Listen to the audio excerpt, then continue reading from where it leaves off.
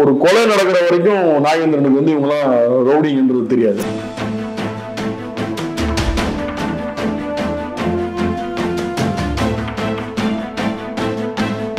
அவர் இருக்கும் போதுமே அப்பாவும் தலைமையில தான் கல்யாணம் அப்படின்னு அவங்களுக்குள்ள பேசிக்கிட்டு வந்தாக ஒரு தகவல் இருக்கு.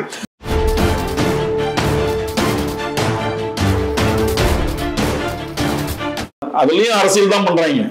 ஆனா இங்க வந்து 1500 போலீஸ் எல்லாம் இருக்காது. 500ல இருந்து 600 போலீஸ். 1000 வந்து ஒரு 6-7 ஜீப் பெரிய வேன், டெம்போ டிராவல் வேன்ல வந்திருந்தாங்க. நான் நேரில் சென்று பார்த்திருந்தேன்.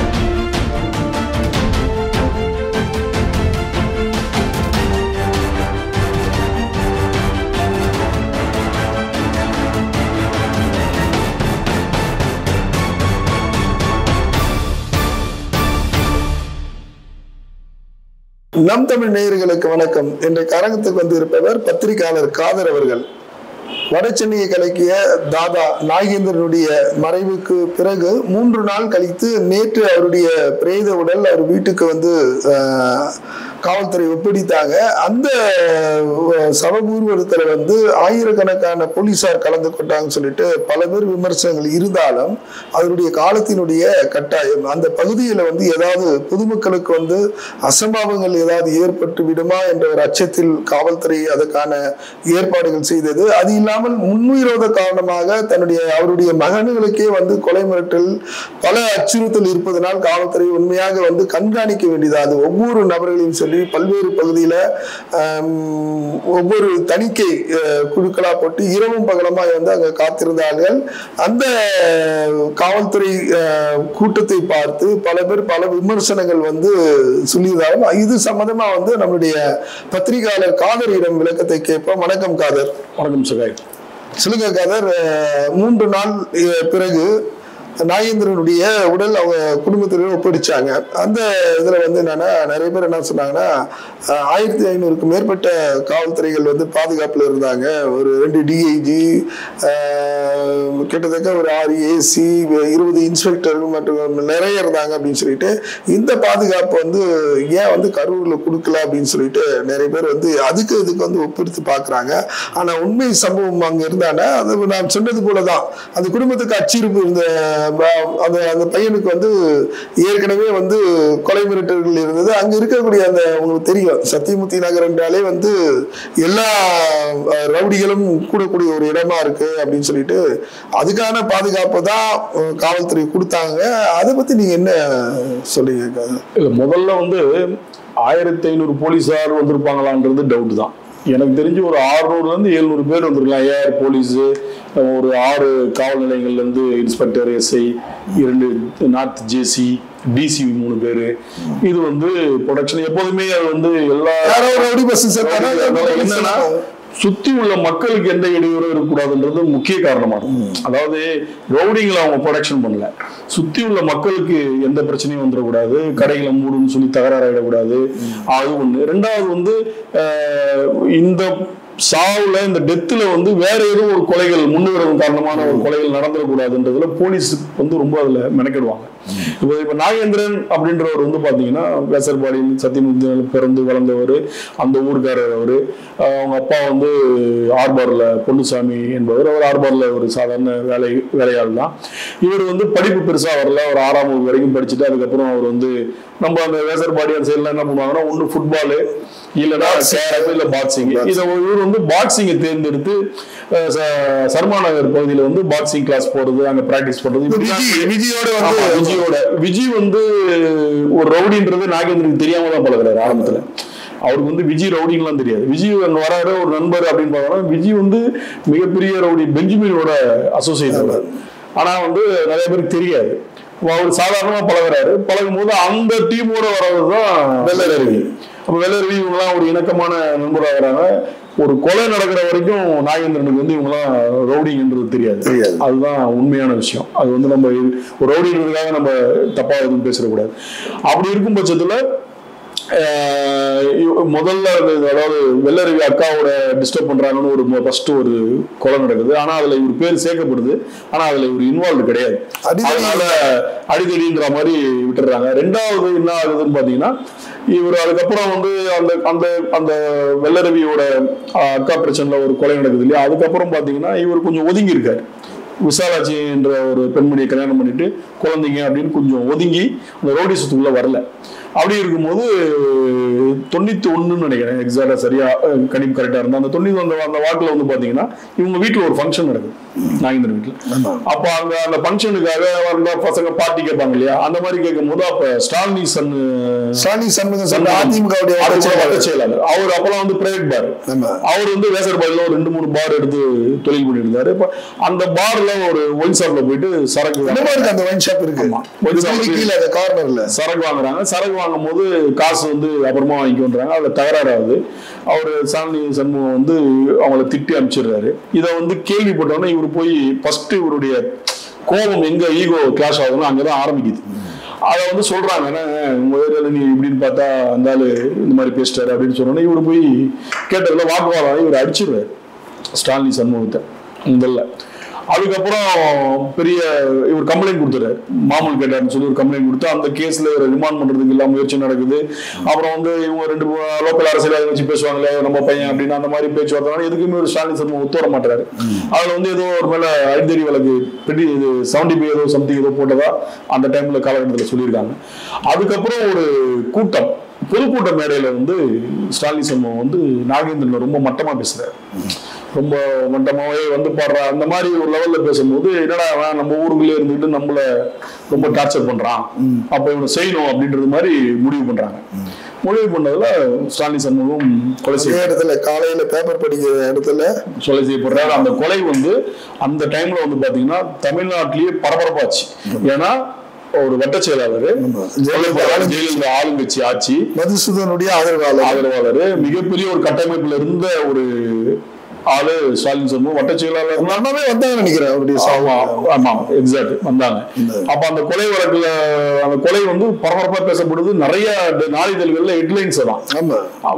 அப்பதான் முத எழுதுறாங்க தாதா நாகேந்திரன் அப்படின்னு பத்திரிகையில இருந்து முத எழுதுறாங்க. இந்த மாதிரி இது கொலை வடசென்னை தாதா அப்படின்னு போட்டு எழுதுறாங்க. நிறைய நாளிதழ்கள் வார இதழ்கள் எல்லாம் பெரிய கட்டுரைகளா வந்தது அந்த டைம்ல. அதுக்கப்புறம் அந்த வழக்குல உள்ள போறாரு, உள்ள போயிட்டு வெளியில வராரு. வெளியில வந்தோன்னு என்ன பண்றாருன்னா ரவுடிசம் வேணாம் அப்படின்னு கொஞ்சம் ஒதுங்குறாரு. திரும்பி ஒதுங்கிட்டு இருக்கும் போது இவருக்கு 99ல வந்து தண்டனை அறிவிக்கிறாங்க, ஆயுள் தண்டனை அறிவிக்கிறாங்க. 10 ஆண்டுகள் முதல்ல பண்றாங்க. அதை எதிர்த்து இவர் வந்து கோர்ட் வராரு. அதுல என்ன உங்களுக்கு வந்து பாத்தீங்கன்னா ஆயுள் தண்டனை கைதிகளுக்கு வந்து ஒரு சில சட்டத்திட்டங்கள் இருக்கு. என்னன்னா அவங்க தண்டனை பெற்று ஜெயிலுக்குள்ள போயிட்டாங்கன்னா அதுக்கப்புறம் வேற எந்த வழக்குமே அவங்க மேல இல்லாம இருந்தால் நன்னடத்தை காரணமாக அவங்களை வெளியில விடுவாங்க. இது வந்து ஒரு சட்டத்துல உள்ள ஒரு ஆப்ஷன். ஆயுள் தண்டனை கைதி 15 வருஷம் 25 வருஷம் உள்ள இருக்காங்க.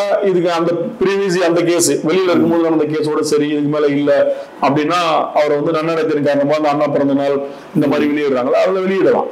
அவங்களை வந்து விடுதலை பண்றதுக்கு சட்டத்துல இடம் இருக்கு. இவர் வந்து உள்ள போயிடுறாரு. இவர் இந்த பெயில்ல வந்ததுக்கு அப்புறம் என்ன பாத்தீங்கன்னா கொருக்குப்பேட்டையில ஜெய்சிங் அப்படின்றவரோட சேர்ந்து ஒரு குட் செட்ல ஏற்றுமதி இறக்குமதி பண்ணுவாங்க இல்லையா ட்ரெயின்ல, அந்த பிசினஸ் பண்றாரு. அப்பவே ஆரம்பிக்கிறார் கொருக்குப்பேட்டையில. பெயில்ல வந்து இவருக்கு தண்டனை கிடைச்சு உள்ள போனோம்னா ஜெய்சிங் வந்து கொஞ்ச நாள் காசு கொடுக்குறாரு. அதுக்கப்புறம் வீட்டுக்கு காசு கொடுக்கல, நிறுத்திடுறாரு. நிறுத்தினோட இவர் மூலியமா ஜெய்சிங் கொல்லப்பட்டதா அப்பவே ஒரு தகவல் இருக்கு.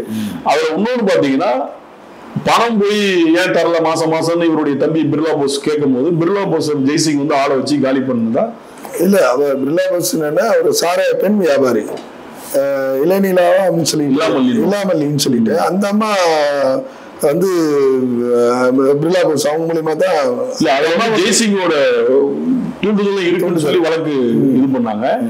அது ஒரே காரணத்துக்காக ஜெய்சிங்க வந்து காலி பண்றாங்க. அப்ப என்ன ஆகுதுன்னா வெளியில இந்த கேஸ்ல எல்லாம் இவரை சேர்க்கல, நாகேந்திரன் வந்து சேர்க்கல. அவர் உள்ள இருந்தாரு. அப்பெல்லாம் மொபைல் கிடையாது இல்லையா, பெரிய லெவல்ல ஒன்றும் இல்லை. அவர் உள்ள இருக்காரு. அதனால இங்க உள்ள ரவுடிங்களை மட்டும் கேஸ் போட்டு உள்ள அமைச்சாங்க, பண்ணாங்க. திரும்பி இந்த நன்னடத்தை காரணமா வெளியே வர்றதுக்கான வேலைகள் இவர் பார்த்துட்டு இருக்கும் போது பாத்தீங்கன்னா பாளையம் என்பவர் வந்து கொலையாகிறாரு. இந்த குட் செட் வேசர்பாடி அது வந்து நிறைய பேரை கவ வாங்கிடுச்சு அந்த இடம். அதுல வந்து பாளையம் ஒரு கொலையாகிறாரு. அந்த கொலைக்கு இவர் தான் காரணம்னு பல குற்றச்சாட்டுகள்லாம் வந்துச்சு. ஆனா இவர் பேர் அந்த கேஸ்ல இதெல்லாம் அங்க உள்ள ரோடிகளை மட்டும் சேர்த்தாங்க. அடுத்து தென்னரசு கொலையில இவரை சேர்க்கிறாங்க. அந்த கேஸ்ல இவரை சேர்க்கலன்னா இவர் வந்து ஒரு 5-6 வருஷத்துக்கு முன்னாடியே வெளியில நன்னடத்தை காரணமா வெளியில வந்திருப்பாரு. தன் உடல் பிரச்சனைகள் எல்லாம் காரணம் காட்டி இத்தனை வருஷம் உள்ள இருந்துட்டோம், எனக்கு ஒரு இரட்டாயிரம் தண்டனை வேற இல்லையா, அதனால வெளியில வந்திருக்கலாம். தென்ன கேஸ்ல இவர் வந்து குற்றவாளியா சேர்க்கறதுனால அந்த டைம்ல வந்து இவரால திரும்பி வெளியில விட முடியல. நீ உள்ள இருந்துகிட்டே கொலை பண்ண விட மாட்டேன்னு சொல்லி திரும்பி அவரை வந்து அந்த தண்டனை அனுபவிக்கணும்ன்ற மாதிரி. அப்புறம் வந்து வெல்டிங் குமாரை வந்து சிறைச்சாலையிலே இருந்து திட்டம் போட்டு அவர் கொண்ட விஷயங்கள் இருக்கு. அது இல்லாம வந்து இவர் சுபையாவுடைய கொலையில வந்து சம்மந்தப்பட்டிருக்காரு. அடிக்கடிக்காக வந்து அவர் வந்து எப்படின்னா ஆண்டுக்கு 30 நாள் அந்த லீவ்ல வந்து 10 நாளா வந்து பரவல்ல வந்து நான் வெளியில வந்தேன்னா ஒரு தலை விழணும் அப்படின்னு சொல்லிட்டு அந்த மாதிரி பரவலான பேச்சுலாம் இல்ல, அடிப்படைகள்லாம் சொல்லுவாங்க. ஆமா அப்படின்னு சொல்லிட்டு, ஆனா அவர் வெளியில வந்து அந்த 10 நாட்கள் ஏதாவது ஒரு சம்பவம் நடக்கும், அப்பதான் வந்து நீ வந்து ஒரு தாதாவா இருப்ப அப்படின்னு சொல்லிட்டு சில ரவுடிகள் வந்து அவர்கிட்ட பேசினா வந்து தகவல். ஆனா வந்து அவர் வந்து உள்ள இருக்கும் போதே கண்ட்ரோல்ல தான் வச்சிருந்தார் அந்த ஏரியாவே. ஆமா, இன்னொரு விஷயம் என்னன்னா, இப்போ நாகேந்திரன் நல்லவரா கெட்டவரா அப்படின்னு நம்ம விவாதத்துக்கு பதிலா நாகேந்திரன் இருக்கிற வரைக்கும் வந்து வட சென்னையில வந்து எந்த ரவுடிகளை தலை தூக்காம இருந்தானுங்க. அவரை மீறி அது ஒரு கோடு போட்டாச்சு, அது மீறி யாரும் வரக்கூடாது அப்படின்னு. ஆனா அவர் இறப்புக்கு பிறகு வந்து எனக்கு நிறைய பேர் வந்து தன்னை யார் வந்து முன்னிலைப்படுத்துது அப்படின்னு சொல்லிட்டு கொலைகள் நடக்கலாம் அப்படின்னு ஒரு அச்சத்துல இருக்காங்களே, அது எப்படி காதை நீங்க பாக்க? அடுக்கெல்லாம் ரவுடிங் எல்லாம் தலை தூக்குறதுலாம் கஷ்டம். நாகேந்திரன் அவர்கள் வந்து ஜெயிலுக்குள்ள இருந்தனால இத்தனை வருஷம் அவங்க அப்படியே பீஸ்ஃபுல்லா போயிட்டாரு. வெளியில இருந்திருந்தா அவருக்கு எதிரிகள் ஜாஸ்தி, எப்பவோ என்ன வேணாலும் நடந்திருக்கலாம். ஆனா அவர் கட்டமைப்போட தான் இருந்தாரு. ஒரு டீம், நல்ல டீமோட அவர் ரொம்ப சேஃப். ஜெயில இருந்து கோர்ட்டுக்கு வரும்போதெல்லாம் பாத்தீங்கன்னா போலீஸ் பாதுகாப்பை தாண்டி இவங்க ஒரு டீம் போவாங்க. அவர் வர ஜீப்புக்கு முன்னாடியும் பின்னாடியும் இவருடைய ஆட்கள் வருவாங்க. இதெல்லாம் வந்து பலமுறை அவர் ரொம்ப சேஃபா தான் இருந்தார். அதை வந்து அவரு தன்னை வந்து நிறைய எதிரிகள் இருக்காங்கன்றது அவருக்கு தெரியும். எப்ப வேணாலும் என்ன வேணாலும் நடக்கலாம். நம்ம அந்த சேஃப்டி, அதே மாதிரி பவர்ல வந்தாருன்னா கூட அவர் வீடை சுத்தி ஒரு டீம் இரவு பகலா 3 ஷிஃப்டா இருப்பாங்க, பாதுகாப்பு இருப்பாங்க, போலீஸ் பாதுகாப்பு இருக்கும். எல்லாரும் கடைசியா அவர் வந்து இப்ப ஆம்ஸ்டாங் கேஸ்ல வந்து குற்றவாளியா A1 குற்றவாளியா சேர்க்கப்பட்டார். ஒரு பையன் 2வது குற்றவாளியா சேர்க்கப்பட்டான்.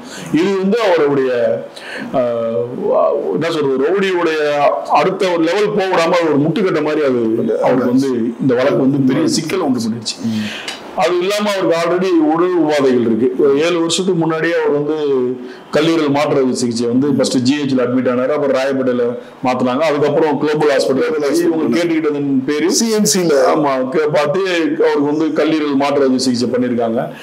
7-6 வருஷம் இருக்கும். கரெக்டா என்னுடைய நினைவு கரெக்டா இருந்தா 7 வருஷம் இருக்கும் அவருக்கு பண்ணிருக்காங்க. அதுக்கப்புறம் அதோடைய கல்லீரல் என்ன மாற்று சிகிச்சை பண்ணாலும் அந்த வயிறு மூப்பு ஒரு காரணமா இருக்கும். இந்த பிரச்சனைகள் இதெல்லாம் வரும் இல்லையா. வீட்டுல இருந்தா ஹெல்த்தி ஃபுட் சாப்பிடலாம், ஜெயில என்ன கொடுப்பாங்கன்னு எல்லாத்துக்கும் தெரியும். அது ஒரு காரணம். இப்ப திடீர்னு அவருக்கு உடல்நிலை சரியில்லாம போய் அவர் மருத்துவமனையில் அட்மிட் ஆகி எல்லாருக்கும் தெரியும், எல்லா பேப்பர்லயும் வந்துச்சு. ஒரு 2 நாளோ 1 நாளோ அட்மிட்ல இருந்து இறந்துட்டாரு. வெண்டிலேட்டர்ல வச்சு ட்ரை பண்ணாங்க. அதுக்கப்புறம் அவர் இறந்துட்டாரு. அதுல மர்மம் இருக்கு அப்படின்னு அவங்க மனைவி விசாலாட்சி அவர்கள் வந்து கோர்ட்ல ஒரு ஃபைல் ஒன்று போட்டு அதுக்கப்புறம் போஸ்ட்மார்ட்டம் பண்ணணும்னு அவங்க சொல்லி கேட்டிருந்தாங்க.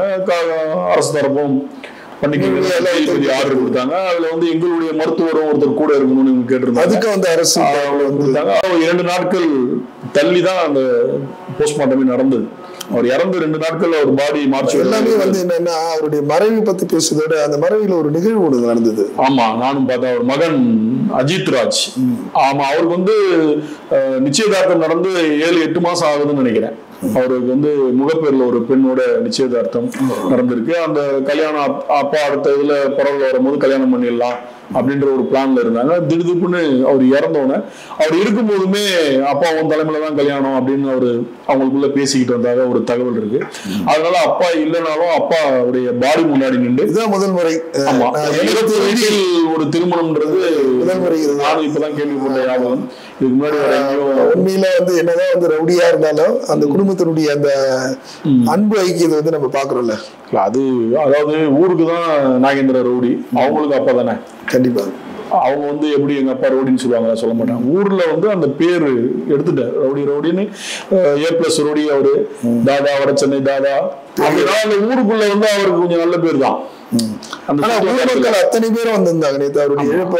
அது எப்போதுமே நாகேந்திரன் மட்டும் இல்ல சகாய், நான் நிறைய ரவுடிங்க நான் வந்து இன்டர்வியூ எடுத்திருக்கிறேன். நான் இப்போ ஒரு பிரபல தமிழ் செய்தி பிரபல நாளிதழில் ஒர்க் பண்ணும் போதுமே நான் போய் பர்சனலாம் போட்டிருக்கேன். அவங்கள சுத்தி ஒரு கட்டமைப்பு வச்சிருப்பாங்க அந்த ஊருக்குள்ள. அந்த மக்கள் வந்து அவங்கள கடவுள் மாதிரி பார்ப்பாங்க. நான் வந்து ப்ரமோஷன் கொடுக்கல ரவுடிங்களுக்கு, ஆனா அந்த மாதிரி வச்சிருந்தாங்க. கண்டிப்பா ரவுடிங்கிறது தவறுதான், நம்ம எப்போதுமே அதை வந்து மிகப்படுத்த அந்த ஊர் மக்கள் அத்தனை பேருமே வந்து அவருடைய இறுதி ஊர்வலத்தில் கலந்துக்கிட்டாங்க. அது இல்லாம நிறைய கடைகள் அடைக்கப்பட்டிருந்தது. பெருசா ஒன்றும் தகராறு இல்லை. பெரிய காவல்துறை நல்ல ப்ரொடெக்ஷன் கொடுத்திருந்தாங்க. அவங்க சொல்ற மாதிரி மற்ற கட்சிகள் ஏன் இங்க 1500 பேர் கொடுத்தாங்க, அதை அங்க கொடுத்துருக்காங்க, அதுலயும் அரசியல் தான் பண்றாங்க. ஆனா இங்க வந்து 1500 போலீஸ்லாம் இருக்காது. 500ல இருந்து 600 போலீஸ், 1000 வந்து ஒரு 6-7 ஜீப் பெரிய வேன், டெம்போ டிராவல் வேன்ல வந்திருந்தாங்க. நான் நேரில் சென்று பார்த்திருந்தேன், அதெல்லாம் இருந்தது. பட் இங்க மாதிரி இன்னொரு சம்பவம் நடக்கக்கூடாது அப்படின்றதுக்கு போலீஸ் எப்போதுமே அந்த ப்ரொடெக்ஷன் கொடுக்கும். நாளைக்கு இப்ப வந்து 10 போலீஸை போட்டிருந்தாங்கன்னு வைங்களேன், ஏதாவது ஒரு பிரச்சனை ஆயிருந்ததுன்னா தெரியல, தெரிஞ்சு இந்த கவர்மெண்ட் விட்டுருச்சுன்னுவாங்க. கூட்டம் அதிகமான போலீஸ் ப்ரொடெக்ஷன் கொடுத்தாலும் ஏன் கொடுத்தீங்கன்னு கேட்பீங்க, கொடுக்கறதுனால ஏன் கொடுக்கலன்னு கேட்பீங்க. பட் எல்லாத்துலயும் அரசியல் பண்ணணும்னு நினைக்காதீங்க. சில விஷயங்கள் போலீஸாருக்கு தெரியும், சில விஷயங்கள் அரசுக்கும் தெரியும். அதனால வந்து நாகேந்திரனுடைய மறைவு அவருக்கு வந்து ஒரு பெரிய ஒரு இதுன்னு சொல்லணும்னா, எல்லாரோடையும் வெட்டுப்பட்டு என்கவுண்டர்ல தான் இறந்துருக்காங்க. இயற்கை முறையிலேயே அவர் இறந்துட்டு இருக்காரு. அவங்க மனைவி வந்து வழக்கு போட்டிருக்காங்க. அது போஸ்ட்மார்ட்டமோட ரிப்போர்ட் வரும்போது அது என்னன்றது தெரியும். பட் உடல்நிலை பாதிக்கப்பட்டதுன்றதுல மாற்று கருத்து கிடையாது, அது நல்லாவே தெரியும். அவர் இறந்துருக்கிறாரு. இன்னைக்கு வட சென்னையில உள்ள ஒரு மிகப்பெரிய ஒரு தாதா இன்னைக்கு இல்ல அப்படின்றது அடுத்த ஒருத்தர் உருவாகணும்னு வாய்ப்பு ரொம்ப கம்மி தான். ஏன்னா அவருடைய பசங்க 2 பேருமே வழக்கறிஞர்கள் தான். அப்பா பண்ணதை அவங்க பண்ணுவாங்களான்றது டவுட் தான். ஆனா அவர் மேல வழக்கு இருக்கு, அஸ்வத்தாமன் மேல வழக்கு இருக்கு, ஆம்ஸ்டாங் வழக்கு இருக்கு. அது அவர் எந்த மாதிரி கோர்ட்டு தீர்ப்பு பொறுத்து அவருடைய லைஃப் ஸ்டைல் மாறுதா மாறலையான்றது தெரியும். ஆனா கொஞ்சம் ரவுடிகள் கொட்டங்கள் அடங்குற வாய்ப்பு.